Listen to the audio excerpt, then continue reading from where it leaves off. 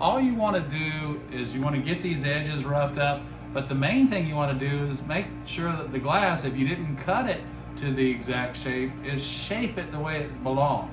If those corners should be rounded rather than pointed, go ahead and take the time to round them a little bit, but do it promptly. Don't waste a lot of time on your grinding, because basically you're just cleaning up the edges so that your foil will stick. So here we go, let's finish this up.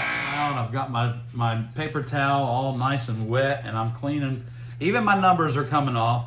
And if there's so many pieces that you do need to put the numbers back on, by all means, please do so. But let's go ahead and get all this glass dust off of here.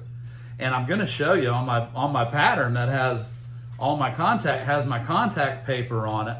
And you wanna make sure you get these edges, because that's the edge that you ground. You wanna make sure that glass dust is going off of there.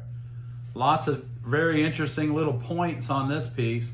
And we want to make sure, again, so hey, look at all the water on top of my pattern, and that would have ruined it had it not been covered.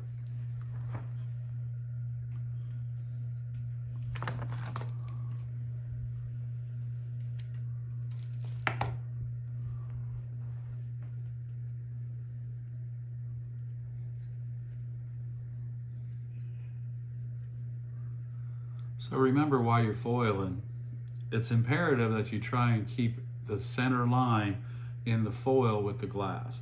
It looks better. You don't have any edges. When you look through the glass, you don't see the back side of something. And if you just take your time to do it, you'll find out that when you're putting your window together, it's much easier. You don't have all the, if you'll take the time to burnish the edges and make them flat, they won't cause your glass to stand off away from the other piece of glass, because sometimes just that little bit of foil will keep your piece of glass off. And remember, when you're burnishing it, pull it to you so that you don't strip, like these corners right here, pull them to you, okay? Same way with that, pull it to you. Okay, so that's gonna